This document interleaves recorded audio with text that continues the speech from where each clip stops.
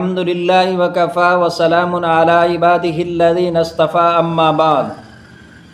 معزز سامعین و ناظرین، آج میں آپ حضرات کے سامنے ہجرت کے آغاز کے متعلق بیان کرنا چاہتا ہوں کہ حافظ ابن حجر عسقلانی رحمۃ اللہ علیہ کہتے ہیں کہ رسول اللہ صلی اللہ علیہ وسلم کے پاس ابو بکر آئے اور ابو بکر صدیق نے عرض کیا کہ کیا حکم ہے؟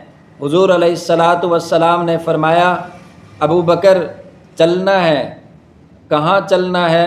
یہ ابو بکر نے نہیں پوچھا کہ کہاں چلنا ہے۔ حضور علیہ الصلاۃ والسلام نے فرمایا چلنا ہے۔ ابو بکر نے کہا چلو۔ او صدیق کو گالیاں دینے والے، ابو بکر نبوت کو لے کر جا رہا ہے۔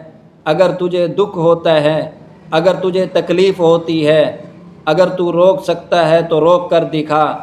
چلے، گھر سے نکلے، چند قدم چلے، ابو بکر سے رہا نہ گیا۔ ابو بکر نے فرمایا، اللہ کے نبی صلی اللہ علیہ وسلم، یہ پہاڑ آ گئے، یہ پتھر آ گئے ہیں، یہ سنگریزے آ گئے ہیں، میرا جی چاہتا ہے کہ میں آپ کو اپنے کندھوں پر سوار کروں۔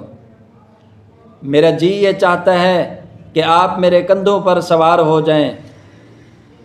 تو آپ صلی اللہ علیہ وسلم سیدنا ابو بکر صدیق رضی اللہ تعالی عنہ کے کندھے پر سوار ہو گئے۔